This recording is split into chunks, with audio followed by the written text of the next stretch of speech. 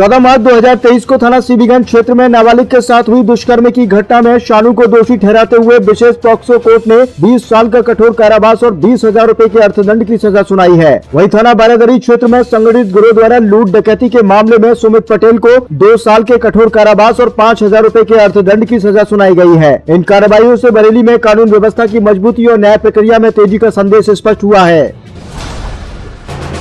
Bareilly college मैदान में बुधवार को मुख्यमंत्री सामूहिक विवाह योजना के तहत भव्य समारोह आयोजित हुआ, जिसमें 485 गरीब कन्याओं की बेटियों की शादी कराई गई एवं मंच पर हुए इस आयोजन में 349 जोड़ों ने 7 फेरे लिए, जबकि 136 जोड़ों का निकाह पढ़ाया गया। दिल्ली के पूर्व सीआरपीएफ जवान ओंकार नाथ ने निवेश ठगी को लेकर कैन कंपनी के एमडी कन्हैया गुलाटी, फाउंडर प्रमोद सिंह परिहार और डायरेक्टर आशीष महाजन के खिलाफ बरेली के बारादरी थाने में एफआईआर दर्ज कराई है। पीड़ित के मुताबिक तालक टोरा स्टेडियम में हुए सेमिनार में 20 महीने तक 5% मासिक ब्याज और 22वें महीने में मूलधन वापसी का वादा किया गया था। कन्हैया गुलाटी पर पहले भी कई जिलों में ठगी के केस दर्ज हैं।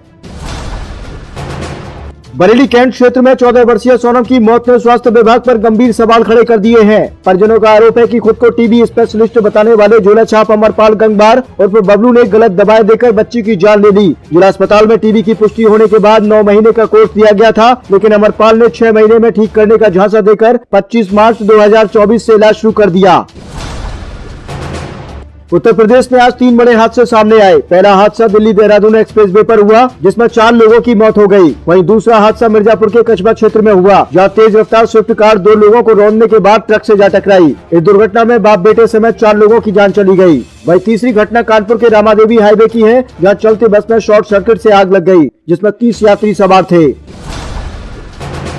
श्रीलंका के कोलंबो में आयोजित international cooperative alliance Asia Pacific की 17वीं असेंबली में भारत ने बड़ी उपलब्धि हासिल की है। प्रमुखों के vice chairman doctor Chandrapal Singh Yadav को लगातार दूसरी बार निर्विरोध ICAAP का चेयरमैन प्रेसिडेंट चुना गया है। 130 देशों के सहकारिता मंच पर मिली है जीत भारत की सहकारिता नीतियों और डिजिटल मॉडल की वैश्विक स्वीकृति को दर्शाती है।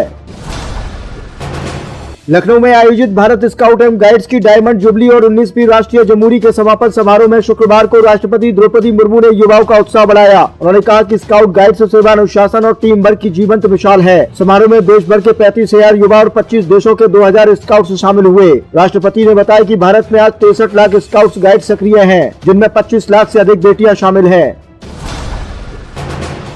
समाजवादी पार्टी के राष्ट्रीय अध्यक्ष अखिलेश यादव ने भोगनीपुर कानपुर देहात की रैली में वोटर लिस्ट में बड़े पैमाने पर SIR घोटाले का आरोप लगाया। उन्होंने कहा कि भाजपा और प्रशासन की मिलीभगत से मतदाता सूची में गलत तरीके से डेटा डलवाया जा रहा, जिससे करोड़ों वोट काटे जाने की आशंका। अखिलेश यादव ने चेतावनी दी, आज वोट काट रहे हैं, कल खेत जमीन मकान और आरक्षण भी काट देंगे। वहीं उन्होंने जनता से वोट बचाने के लिए सतर्क रहने की अपील की है।